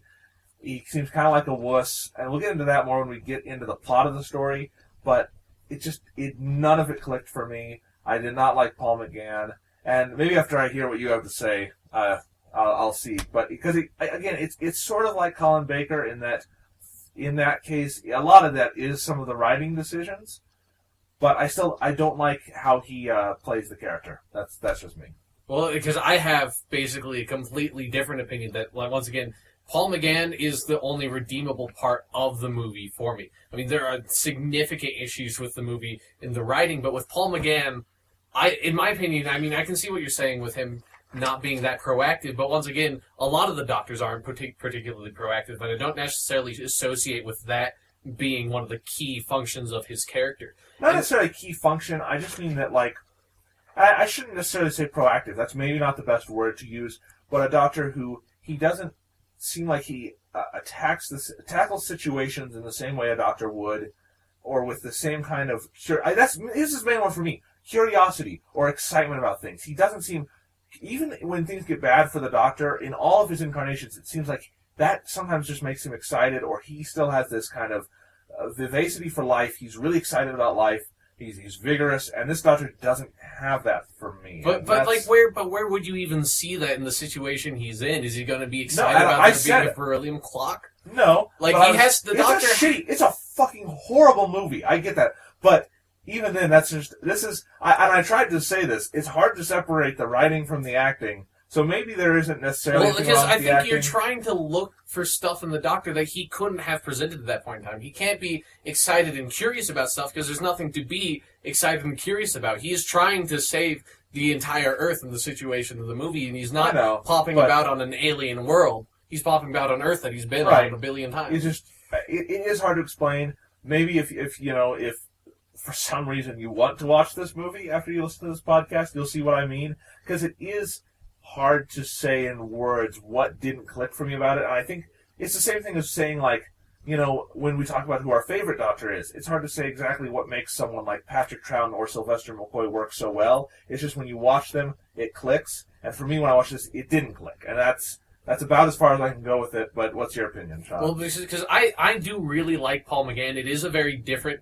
take on the Doctor, and especially if you look at the 7th Doctor and what he did with the 8th Doctor, it is very different, and he kind of brought, I know the Doctor's very old, but I think he feels like he's being reinvigorated, like he's regenerated, and he feels kind of youthful again, and I think he does have that excitement, especially with his companion Grace. He does have this very happy demeanor where even though the stuff is going wrong, it's like, we'll get into this, but he does have amnesia when he originally regenerates, and when he figures out who he is, he's very excited, and he's jumping around, and there's all this, the stuff he does, it almost feels like some of the stuff that Paul McGann did was improvised. There's these little, like, small scenes that he has to himself, off to the side, where he kind of talks to himself sometimes, and that's one of the key traits of this Doctor, especially in the spin-off media, is that he talks to himself a lot, and he has these sort of weird conversations with himself, and I think you can see some of that off to the side, and that's when he becomes the Doctor to me. I think is especially there's one scene where he's weighing himself after he's regenerated, and he says, "I've lost 20 pounds, and right now the entire molecular structure of the world's being manipulated." And he says, "Well, I've lost 20 pounds in 20 minutes," and he has this very kind of excited but worried demeanor about him, and I really like that. And that is one of the main traits of the Doctor, and this ties back into what I didn't like about Paul McGann, is that when he has those moments, to me they felt fake and they felt forced, and that's just that I didn't really like his acting, is that it's feeling to me like someone trying to do an impersonation of the Doctor rather than being the Doctor. But I guess it worked for you, and that's fine. I see exactly what you mean. It just didn't work for me. So, interesting. Okay. So do you want to talk about the movie itself now? I don't know. I don't really want to relive it. Okay. I should say, Sean and I, Sean brought the movie over right before we watched this podcast, and we watched it, And if you do have a friend who's a Doctor Who fan, and you just want to hang out and watch this movie, it's very fun to do, to just sit and riff on this movie. Yeah, there are definitely some parts that are very, very riffable about this movie. Yeah. So, it is fun to watch with friends, but it's not that good. So, the general plot, I guess I'll start with a summary of where it starts, is the 7th Doctor is traveling through space because the Master has just been executed on Skaro, and he's bringing the Master's ashes. Where does he bring them? Yeah, back to Gallifrey. Back to Gallifrey. And on the way, something goes wrong with the TARDIS, and it's intercepted. Oh, no, the Master. Yeah, no, the Master. Yeah. Basically, the Master isn't actually dead. And I know there's some, spin-off media that's kind of retconned what all the background is. I guess it would have been explained if the show had actually been picked up.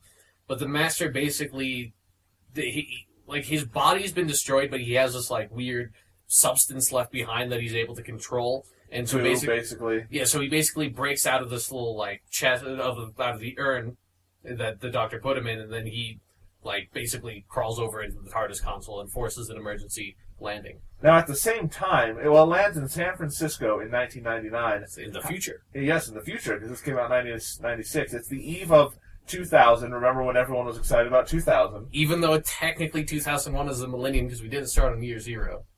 Yeah, but we forgot about that. Yeah. Anyway, so it's San Francisco, although the skyline shots are so clearly New York. Yeah, no, there's definitely one or two that's that's New York. I can see the Chrysler Building. It's New York. I know. So, but the titles say it's San Francisco, 1999, and there are 2 Asian gangs in the city that are having a shootout. And the Doctor's TARDIS, this is the 7th Doctor against Sylvester McCoy, he's sitting in his time machine. He's just reading The Time Machine by H.G. Wells, because this is American. They really want things to be very obvious for you. He's just chilling, but then the TARDIS crashes here in 1999. He stumbles out, and the Asian gang guns him down. This, my friends, is the ending of the most badass Doctor ever.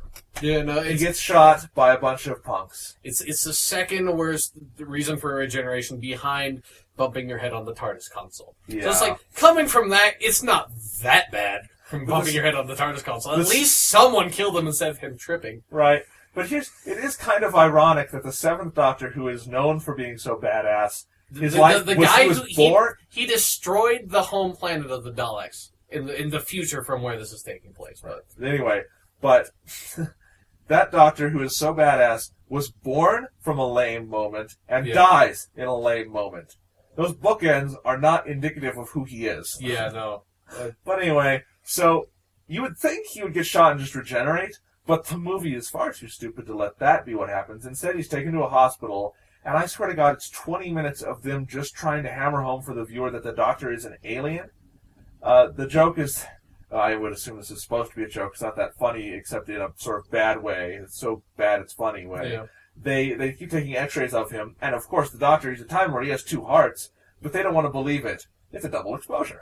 They say this line over and over again. It's like every single time we take one, it's a double exposure, and it's like if they had just rushed him in and just only said they had taken one X-ray and they had to operate now, it would have been better. But then they literally say every single time we do it, it's a double exposure. It's like, well, then maybe you should look into it a little bit more before you cut his fucking chest open. So they do a surgery, and this scene just goes on forever of them in the hospital. And my question was just, why is he not regenerating? And they do kind of explain. I think maybe him being shot wasn't enough to cause it right away, and they do explain later all the complications with the regeneration is that when he goes under anesthesia, it's kind of messing with it. But somehow he dies, but then he's not really dead. They put him in the morgue where there's these two really annoying people who are in the morgue watching Frankenstein, and this to me is the defining scene of the movie. If you want to know exactly what this movie's about, in that it hits you over the head with what it's doing so obviously. Yeah. These 2 guards of the morgue are watching Frankenstein, the scene where the monster is animated, and so in the morgue, the Doctor wakes up and starts regenerating with the freakiest fucking regeneration ever. No, instead of just doing kind of how they did in the old shows, they just did a crossfade between say John Pertwee's face and Tom Baker's face. And then in the Revive show, they just kind of have him explode with Artron energy and then that's my favorite. Which, they didn't have the technology to do that in the past, but I do like the new regeneration effect. This one is They do kind of like a new agey crossfade where they make his face like kind of like jump up and morph from Sylvester McCoy to Paul McGann. Right. The one I could directly compare it to is, for modern viewers, is in Harry Potter and the Chamber of Secrets, the Polyjuice Potion effect.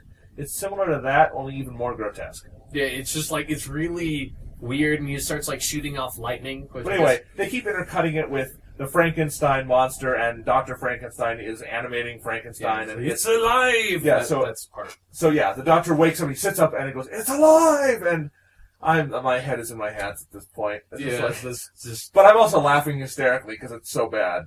Yeah, and so the doctor breaks out of the morgue, and this is my favorite bad part of this whole movie is the doctor. Now he has amnesia and he's wandering in this hospital, and there's this giant storm going on outside, and he wanders into this room where all the windows are completely shattered, and there's just like this junk, like old hospital beds and stuff, thrown in this room that's like flooding with water. It's like, what the fuck is this room doing in the hospital? Why is nobody taking care of this one room? What is the function of that room? And it's filled with broken mirrors, so it must be for someone having an identity crisis. So the doctor wanders in, looks into the mirror, and he doesn't know what he looks like.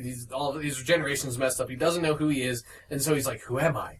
Who am I?" And he gets on the ground and he screams, "Who am I?" But with even bigger, more dramatic pauses. Yeah, and like the camera like kind of zooms out, and he's draped in like a hospital robe, so it's like this white cloth draped over him. This kind of like almost like this weird Jesus metaphor looking thing. He's definitely like, "I'm on the cross. Who am I?" And so this is probably a good 10 minutes of his regeneration and this sort of aftermath scene, and it's all shot like a horror film, and it's really cheesy, and I don't get what they're going for. I'm wondering, did anyone involved in this ever watch Doctor Who and realize that regeneration is not the focal point of the series? Yeah. This whole movie is about regeneration, and there's been so much time on it. I feel like that is only important, at the beginning and end of each Doctor's life. And when it does happen, yeah, spend time on it, that's fine. But this is way too much, because especially they're presenting it in a really weird way. Yeah, no, I definitely agree with that. Yeah. I'm not going to edit that out. You just heard a weird chime on the computer. That's my antivirus software telling me I don't have viruses. And that's good to know. It really wants me to know. Anyway, back to the shitty movie. Okay, so then also, while this is going on, we should address that the Master Goo stuff escaped and has found Eric Roberts, conveniently enough, who's playing an ambulance driver. You would know, modern audiences would probably best know Eric Roberts. His biggest film role in the last few years has been in The Dark Knight. He's Maroni.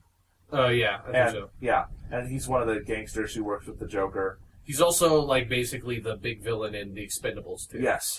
And Eric Roberts is actually a really good villainous actor, but he's a very... If you like B-movies, you'll know who Eric Roberts is, because he's in a lot of those, modern sci-fi B-movies. Right. But he is not good for this role. Yeah, no, having Eric Roberts play the Master is, the biggest miscasting. Is, the Master's a villain. Eric Roberts plays villain, so he obviously should play. And it's no, not quite the same kind of villain as Eric Roberts usually plays. Yeah, the Master is more cerebral than this. Is that a good word? Yeah. So the old Master is. Yeah. So basically, Eric Roberts. For one, Sean and I kept joking about the T-1000 from Terminator 2 in this, because the goo at the beginning, when the Master's in goo form, resembles the T-1000. Yeah, it's almost like the exact same effect. Then when Eric Roberts becomes the Master, he acts like the Terminator, the T-1000. He's got sunglasses on, he wears a leather jacket, and he moves stoically and robotically, and I don't know where they got this characterization for the Master. Yeah, I don't know. Apparently, the Master's never been in a body before, I guess, because he acts like he's just not human. Right. I mean, he isn't human, but he acts like he's like a robot, and it's just this very strange portrayal. It's weird, and it doesn't really work. And Eric Roberts, if anything, his performance gets worse as the movie goes along, which is hilarious to watch.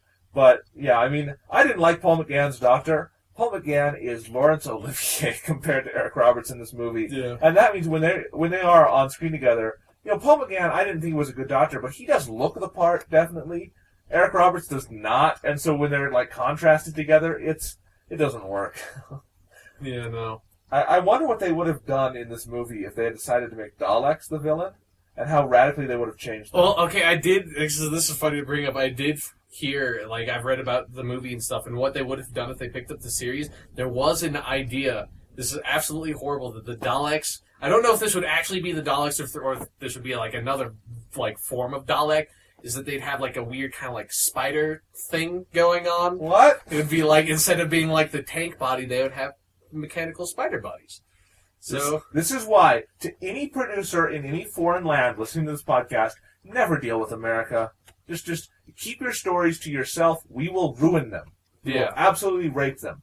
And so it's not really worth it to go into the rest of the plot of this story, except that there's a doctor who kind of is his companion in this story, Grace Holloway. And they're trying to stop the Master from... The Master opens... The Eye of Harmony in the TARDIS. He opens the Ark of the Covenant. I'm sorry. He does not open whatever the Eye of Harmony. He opens the Ark of the fucking Covenant. You know, it is like... I don't understand why they decided to suddenly throw in all of this, like, Doctor Who terminology, like the Eye of Harmony, and they talk about, like, the time... It's, like, the source of the Time Lord's power and how they can break through the time vortex. And if you're trying to introduce the show, and they clearly are trying to make efforts to do that with, like, they're focusing on the regeneration, and then all of a sudden... They don't tell you about who the Master is. They just kind of throw him in there. And then they throw in all this stuff with the Eye of Harmony. It's like, why are you putting in all of this heavy Doctor Who backstory stuff when you're trying to introduce people to the show? Right, and we should say the Eye of Harmony is in a room in the TARDIS, which is bigger on the inside than it is on the outside. And in there is the sort of source of the TARDIS's power, and by opening it, the world's going to get sucked into it, and this is the catastrophe the Doctor has to prevent. And so the whole climax of the movie takes place in the TARDIS.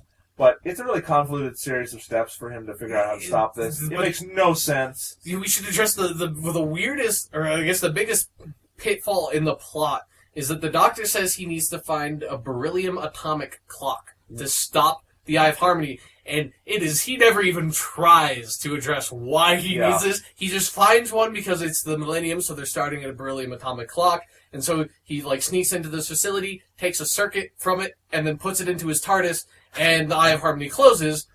I don't know. He never says why he needs that to make the Eye of Harmony close. As far as I know, he could have taken a Game Boy and shoved it in the TARDIS, and that would have done it for as much explanation as it's just a weird contrivance to try to get the plot to move forward, and that's like, I just have no idea why they need to do that.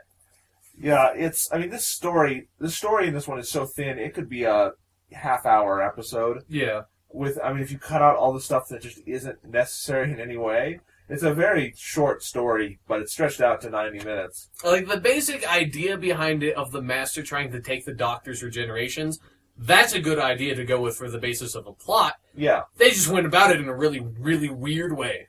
Right. It isn't really worth, like I said, talking more about the story. It doesn't work. The tone of it is all wrong. And this is the part where this is the worst part of the movie that we have to talk about. There are numerous contradictions to Doctor Who continuity. And the most egregious one by far. Well, we'll get to that in a second. But it makes me question why the hell they decided they would try to link this in to the original continuity. It seems to me like this movie so obviously wanted to be a reboot of the Doctor Who mythology for America. And if they had just done that, I don't think people would have as many problems with it. But because they try to link it in and say this is the continuation of the story, and it so clearly isn't, and we're going to get to that in a second, why, I don't know why this movie exists in the way it does. It should have just been a straight reboot, because they change enough and they Americanize it enough that it is not Doctor Who. It is not Doctor Who, but they try to say it is.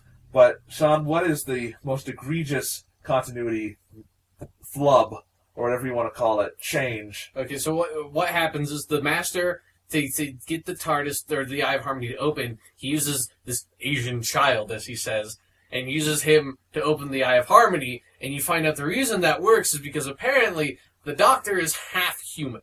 And the Doctor later tells us that his mother was a human, and his father was a Time Lord. I think I think that would have been a funny line where that comes up when the Doctor addresses it, if it wasn't supposed to be real. Like, if he's just saying, I'm half human on my mother's side, and he's just saying that as, like, a throwaway joke, is like, that would have been kind of funny.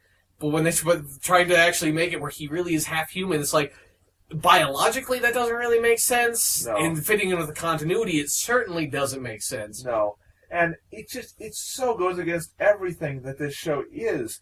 And you can tell that is, I think, that is maybe the most clearly Americanized thing in this, is that, American stories like this have to be very black and white, where, the aliens are bad, the humans are good, so that means that the Doctor can't be an alien. He has to be at least partially human. Because if the Master's an alien and the Doctor's an alien, both of them have to be bad, right? Or both of them have to be good. But the Master's bad, and he's an alien. So to make the Doctor good, the only way we can show the Doctor is good is to make him half human. I can tell that is the line of logic they used, and it's wrong. And it really brings down the movie.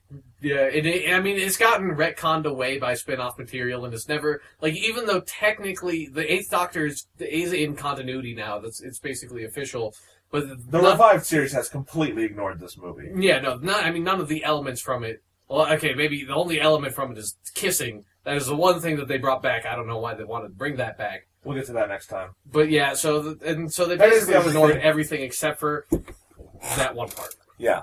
So, I know there was actually a lot of fan outcry in the episode of Doctor Who from the Series 4 specials of the revived series. It's a David Tennant one called The Next Doctor.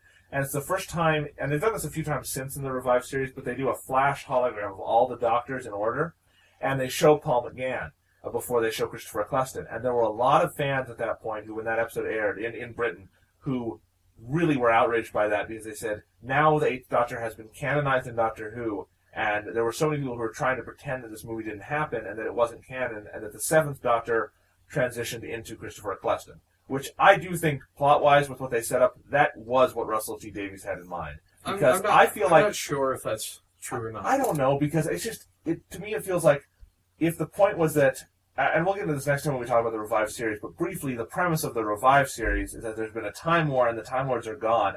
Sylvester McCoy feels like the kind of Doctor who would fight in that. And Christopher Eccleston would be the kind of Doctor who would come out of that. I don't see where Paul McGann's Doctor fits into that in any way. Yeah, well, Russell T Davies did kind of retcon some of the stuff that Sylvester McCoy did do in his episodes as being actions, at least, that started or were part of the Time War. Like, he did destroy did destroy Skara, the home planet of the Daleks. Yeah. So, and, I see what you mean with that, but once again, I'm more exposed with the spin-off stuff. And the stuff that they did with Paul McGann, and that definitely, his character evolved a lot from where it is here. Where I am right now with the audio dramas dealing with the Eighth Doctor, I can definitely see where he would fit in with the Time War stuff. Okay. Because he definitely evolves as a character where he gets more serious and more dark. Okay. And that's fine. But, yeah, I'm just saying, I'm not necessarily mad they put the Eighth Doctor in, because, whether we like it or not, this movie is sort of canon because it does start with Sylvester McCoy, so they do try to explain it. And, I'm glad that, they put him in there, and so he is officially the Eighth Doctor, but at the very least, the revived series does ignore stuff like he's half human, and some of the strange things in the TARDIS, and, the Doctor no longer sits around reading The Time Machine by H.G. Wells. None of that obvious crap. Yeah, no.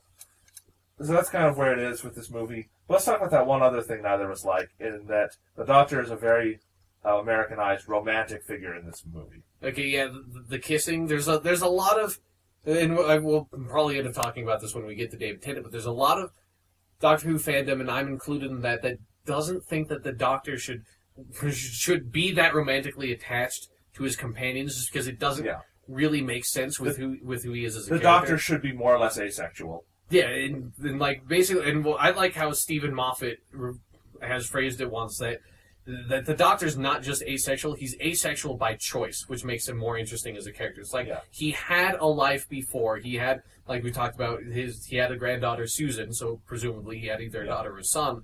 So he's had a life before all this happened, but since that, he's a Time Lord, he's over 900 years old at this point, it's like, it's kind of, if you think about it that way, it's just really freaking creepy. With him just kissing and some 20-year-old girl. My opinion on it is I'm mostly in that camp. I agree the Doctor should be asexual. Also because, not just because it fits the character better, but I think the stories become more richer when you can do that. And I love in Stephen Moffat's first series, the first series with Matt Smith, Series 5 of the Revived series, Stephen Moffat blatantly makes fun of the idea of the Doctor being sexual with when Amy is attracted to him and Matt Smith's Doctor is just scared of it, and they had tremendous fun with that in the Christmas special also. So there's a lot of mileage to be had with him being asexual, maybe more than if he is romantic.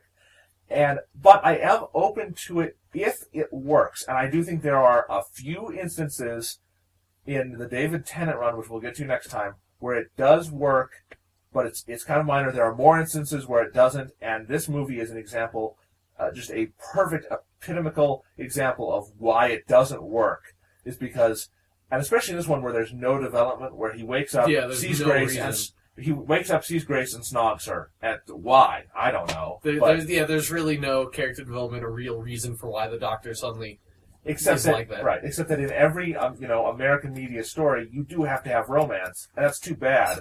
I don't like that. But that's, if Doctor Who was going to be Americanized, obviously that was going to be the first tenant of the show. The first David Tennant of the show. Who was also kind of a romantic Doctor. Yeah.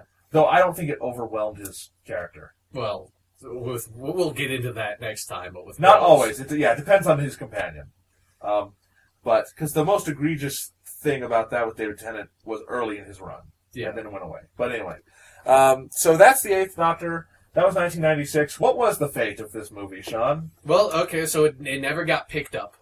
Obviously, the ratings were absolutely terrible in America. Not quite as bad in Britain. Ironically enough, it's just like nobody in Britain would pick it up, but that's where the ratings were for it, because it's Doctor Who. Yeah. You gotta understand, in America, no one knew what Doctor Who was. Yeah. Even in 96, the internet was just starting up. The most people would know about Doctor Who at that point in America is what had been on PBS before. Yeah. And that was mostly Tom Baker. So you'll actually notice the few references to the classic series that are in here are all to Tom Baker. Yeah. And so, audiences in America really didn't know it. None of it had been released on VHS or DVD didn't exist yet, but in America, you couldn't get the episodes. You could only see them in reruns on obscure channels. So I don't know where the idea came from to try to introduce audiences to Doctor Who. And if they were going to, like I said, a reboot would have worked better, because trying to be beholden to old fans and new fans is one of the things that makes this movie crash and burn. It is, in my opinion, the single worst Doctor Who thing I've ever seen. Well, okay, I've seen more Doctor Who stuff, so I can say this movie's terrible. It's not the worst. There's still the Twin Dilemma. There's still Warriors of the Deep. And my personal least favorite episode of Doctor Who of all time is the Gunfighters from the first Doctor's run. But that's just because it's dealing with Tombstone stuff, and I know about that, and it just did not. Doctor Who should not be a Western. Let's just say that. Okay. I was actually looking at that one the other day, and I thought that would be a fun one to watch. Are you saying it's not? No, if you have the slightest background knowledge behind the gunfight at the OK Corral, don't watch it, because it's just like it completely ignores the one entire side of the fight. It completely ignores the two families that make up the Outlaws. They're not even in the freaking thing. Okay. They still have the gunfight at the OK Corral. Well, anyway, so luckily, it's a good thing this movie crashed and burned, because this would not have been an incarnation that would have worked in the long run, and it would have robbed us of the actual revival of the series. But what it did do, and this is a good thing, is it did start a discussion in Britain, because it crashed and burned in America, but it had enough ratings in Britain and enough attention to raise some eyebrows. And people say, maybe there is a market for Doctor Who. And you talked about, for the last 7 years there had been all this fan-produced stuff. Yeah. So Doctor Who was still in the public mind, and now this had pushed it to the forefront of what can we do with this property. It would be another 9 years before it came out to TV, but already discussions were starting, and this young writer named Russell, I don't know if he was young still, but Russell T. Davies, who had been a lifelong Doctor Who fan, was one of the people who started pitching ideas to the BBC. And this was in the late 90s when he started doing this, and by the year 2002, he'd, worn them down enough that they were willing to consider his proposal. And we will get into that next time, but this leads into the revival of Doctor Who, and what you've heard about on this podcast is the darkest times of Doctor Who. There may be dark times ahead, but, right now, Doctor Who is in the best place it's probably ever been commercially, and it's got a strong following and a strong future. And all the episodes are available in mini formats, and you can, it's a good time to be a Doctor Who fan. Would you agree, Sean? Yeah, no, and then one thing I do want to just address is that in between the period of 1996 and 2005 when it got brought back up. In 1998 was when Big Finish Audio started consistently producing these audio dramas with the classic Doctors, with the 5th, 6th, and 7th, and then they brought on the 8th. And so if you're a real big Doctor Who fan and you want to understand who the 8th Doctor is, I would definitely look into getting some. They're all available on Big Finish Audio's website. And if you can, some of them are really, really, really good. And so if you have time and you're a Doctor Who fan and you want to learn more about these Doctors specifically, I would listen to those because, especially in the instance of Colin Baker and Paul McGann, their best stuff is in the audio dramas. Yep. But for now, this has been the dark second installment of the Doctor Who podcast extravaganza. Come back next week for our third and final installment. Remember, next Saturday, April 23rd, on BBC America will be the Doctor Who series premiere. For Series 6, it's called The Impossible Astronaut. We're extremely excited. Yep. That's why we're doing this podcast, mostly to distract ourselves until it comes back, because we're very excited. But that night, this is the big announcement, I will be having a blog post up right after the episode airs with a review of the episode. It's going into my normal blog rotation alongside shows such as Chuck. So if you've liked some of that writing, this will be the same kind of thing. All next week on Your Hub, starting tomorrow, in anticipation of Doctor Who, I'll be posting reviews of every season of the revived series, seasons 1, 2, 3, 4, and 5, discussing those sort of leading into my first review of Series 6. So that will all be up there, and the day after this episode airs, there will be, by this episode I mean the Series 6 premiere of Doctor Who next Saturday, will be the final installment of this 3-part podcast extravaganza on the Monthly 10. We're going to talk about the revived series, the 9th, 10th, and 11th Doctors, which is where my area of expertise is with the show. And so we'll have a lot to say about them, and we will be reviewing, probably at the end of the podcast, the Series 6 premiere, because it will have just aired and we'll have had the chance to watch it. So listen for that. You'll hear our thoughts on it. And, if you want to pass the time, definitely watch the Comic Relief specials with Matt Smith that just came out. Yes, the Space and Time specials. Very, very well done. You can find them on YouTube. And you can go back and listen to this podcast and last week's if you just want to hear it all again in anticipation for part 3. Or you could, pick up some classic Doctor Who and watch that. You could do that too. I would actually probably say that's the best thing to do. I agree. Yes. That is all. Farewell.